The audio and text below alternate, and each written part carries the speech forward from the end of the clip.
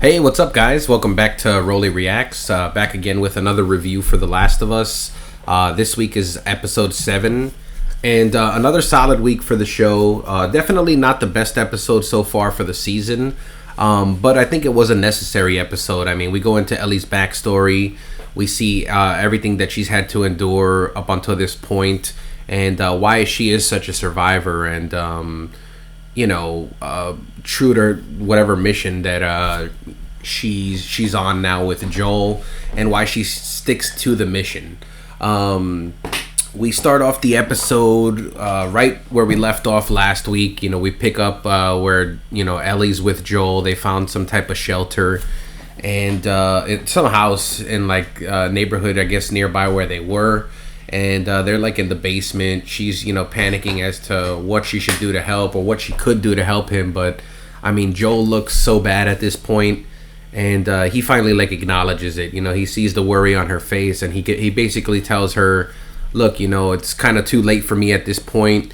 You need to go get out of here, head north. You'll run into Tommy, and he'll be able to help you going forward. But basically, I'm done for.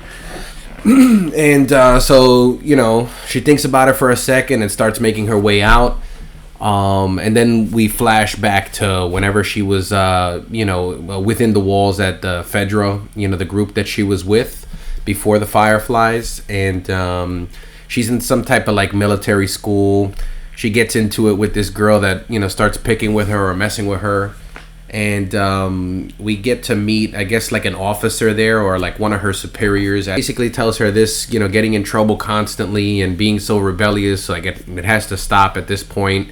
And the reason, you get your act together, put your pride aside, and do what you got to do to get ahead.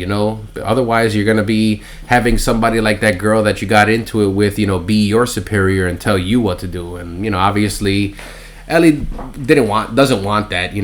She starts thinking man, maybe I do have a future in this. Maybe I can be some type of leader, and it kind of makes her hopeful. So, we cut to a scene where she's kind of in her room, and she's just reading the comics that she likes to read, and she got all these posters on her wall, and you see her little environment, her little domain. You got the Mortal Kombat poster on the wall. You got the comic books. And time of the night, get to bed or whatever. And she does, it looks like she's finally going to start taking, her tasks seriously. She knows she has to get up in the morning. So, let me go to bed. Let me stop, being a problem here, and, start being part of the solution.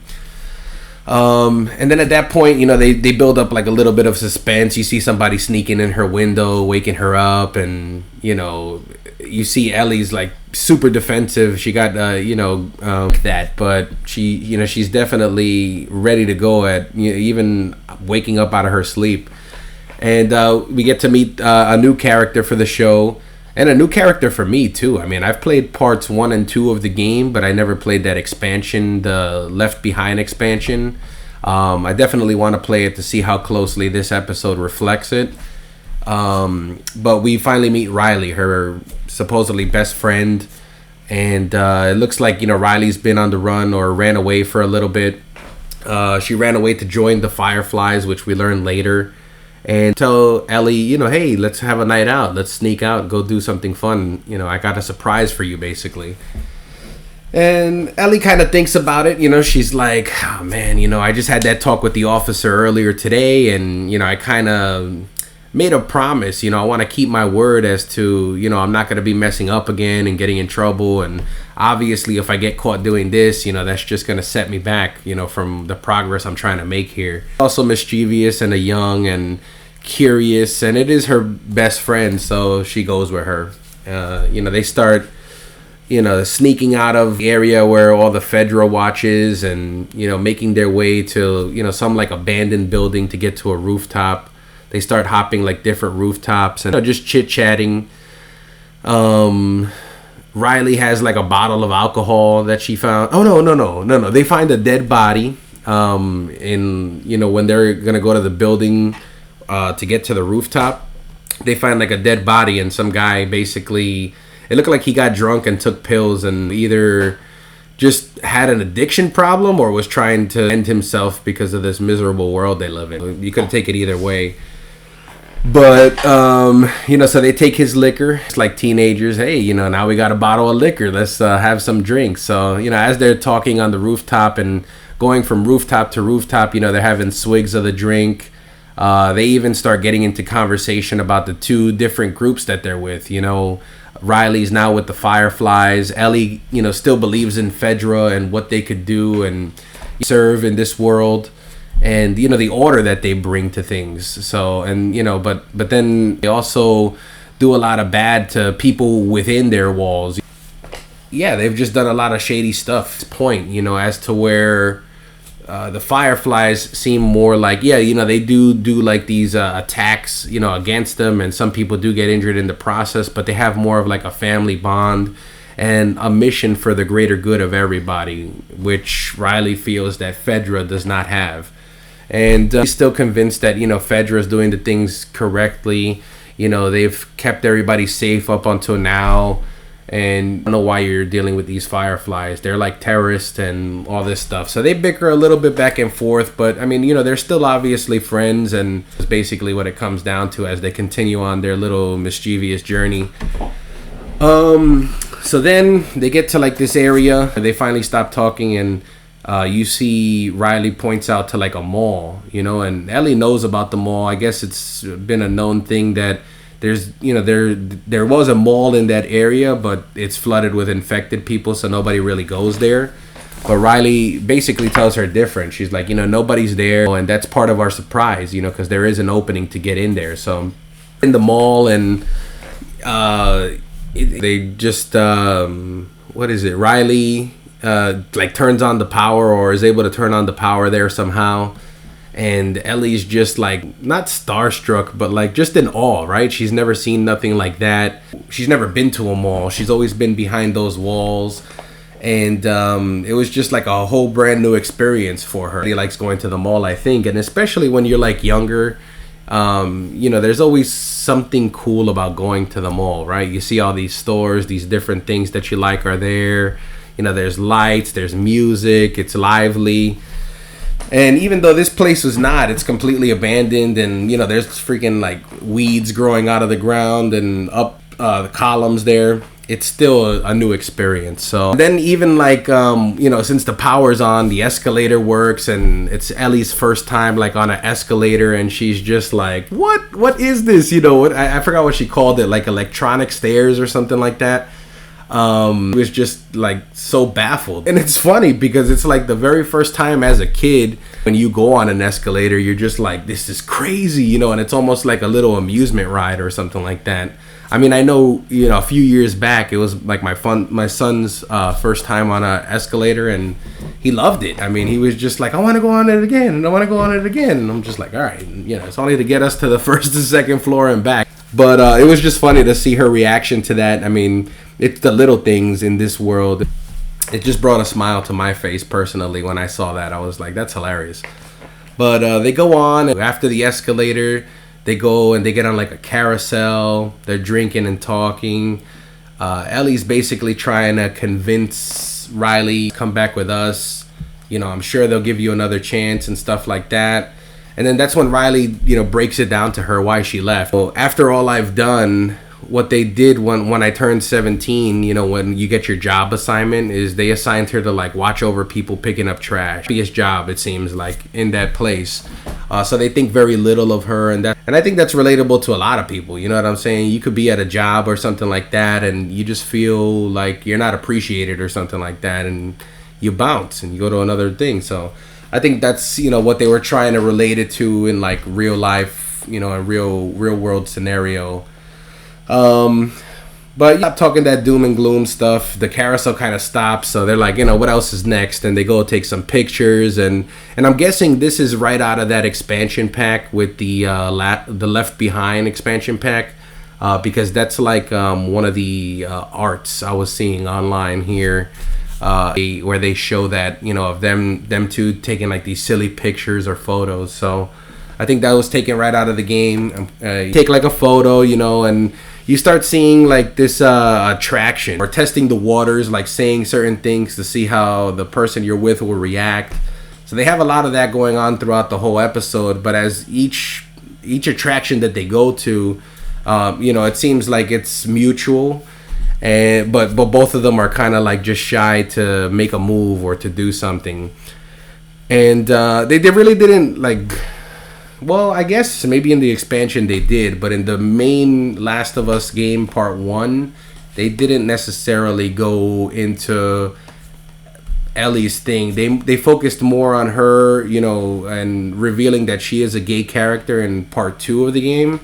I think it was kind of like subliminally mentioned in part 1, but I don't know if they really explored it. I'd have to revisit the game entirely to see if they did bring that up. But they kind of bring it more to light in this episode for sure. Flirting back and forth, it's very cute between the both of them. And then they go to an arcade and like Ellie's in heaven, right? Because and it goes back to, I think it was like episode 2 when her and Joel went to that like abandoned gas station, that Cumberland Farms.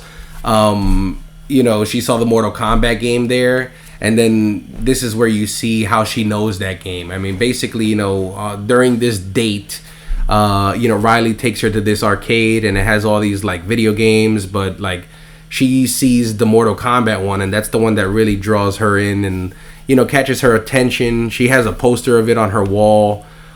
In the after the show thing, the creators were saying, she's probably only seen this in magazines or read about this game. She's never actually played it.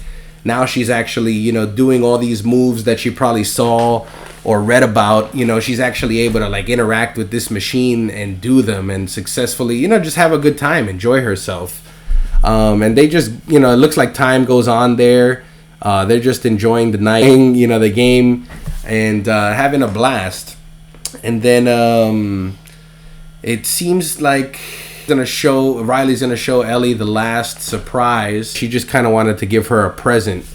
No. Before that, Ellie kind of says, well, it's kind of getting late. I gotta wake up early because I was assigned to do something in a few hours, and I don't want to miss it. I've already made like a promise that I'm gonna be on the straight and narrow, and I want to keep that promise. And that's when Riley says, yeah, but I kind of got like a present for you. And Ellie's like, well, I do like presents. And she goes with her, to see what the present is. I mean, who doesn't like presents? But then she sees, then we get to kind of where she's living. She's kind of living in like the kitchen area of like some food court place. And she gives her the book of puns that she was reading to Joel with those corny like dad jokes and stuff like that. And they start laughing at that, but then Ellie notices that there's like a bunch of like bombs, that Riley most likely made, and she's gonna use those bombs to hurt people in Ellie's community. And she's just like, as you see, like you're already being brainwashed as to this is the right thing to do. That's what I was kind of telling you earlier, that you need to get away from those people, because look, they're already setting you up to post up here. And is this even about us? Like, were you just trying to reel me in to get information or see where my head is at, or maybe try and, reel me into the Fireflies with you? Ellie storms out. She's pissed, because she feels like, maybe she was trying to get me away from my people, where I actually fit in and I actually have a future. And she's trying to take me away from them. This person probably doesn't have the best intentions for me, and it seems like that's how she's taking it, which is kind of phenomenal, because I think, what is she, like 14, 15 in the game, and she's already thinking that way? It just shows how this environment and this world, you're thinking a lot faster.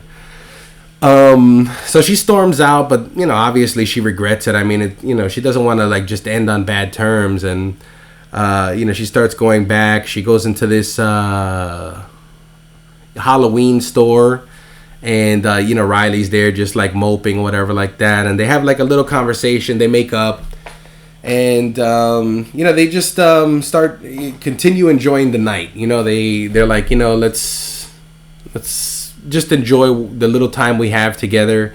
We're gonna go to Atlanta, whatever like that, but have this night, so let's make the best of it or whatever.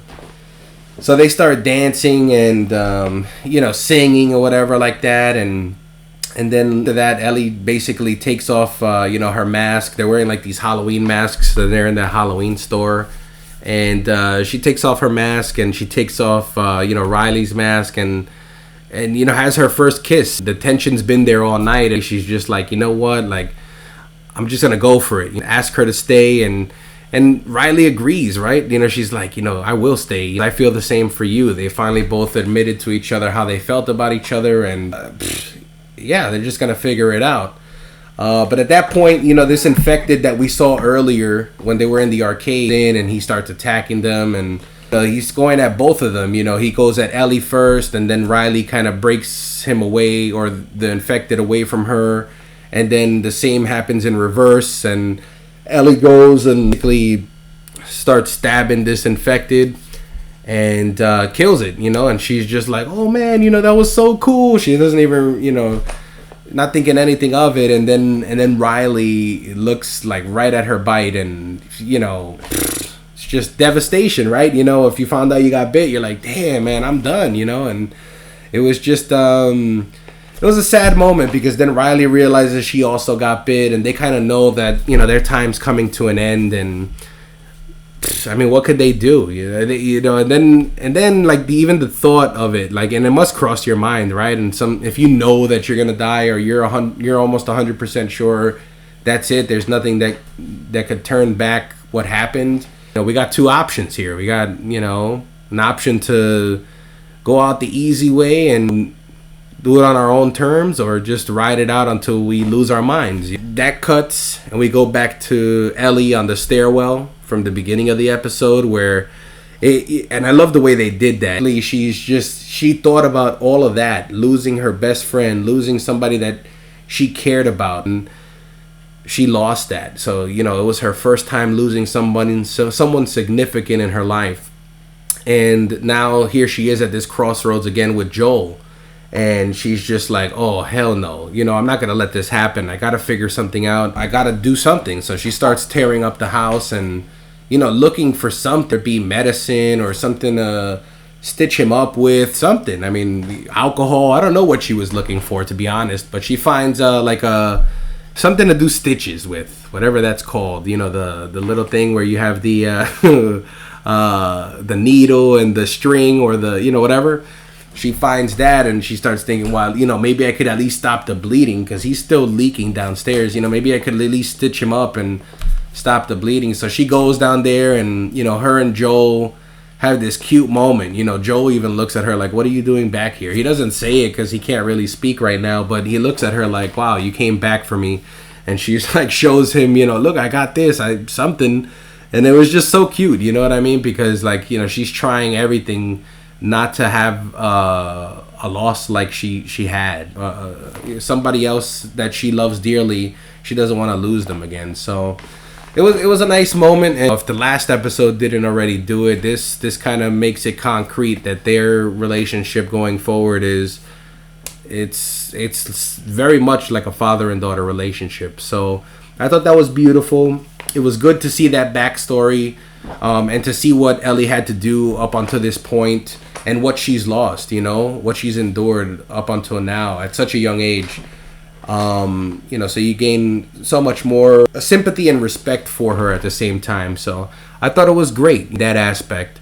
Again, we only had the one scene with, the infected, and you don't want zombies every single scene or whatever like that, but it was kind of one of the slower episodes. But again, I think it was necessary to get that backstory. I didn't see it because I only played the game and not this expansion pack. But I'm sure anybody that played the expansion pack, they'll probably say that it played out just the way it did there. But yeah, I liked it. Let me know what you guys thought about it. If you liked it, if you disliked it, whatever the case may be, drop it down in the comments. Let's have a conversation about it. And make sure to share this with your friends, anybody that likes The Last of Us. And until next week, guys. I mean, I'm enjoying doing these videos for us, fans of The Last of Us. And Mandalorian's coming out next week, so I'll be doubling up for the week. I'll be doing a review for Mandalorian, as well as continue doing these on Sunday nights, pumping them out by Monday. But yeah, let me know what you guys thought. Thank you so much for your time tonight, spending some time with me to listen to me ramble on about this, and I'll talk to you guys next week. Bye, guys.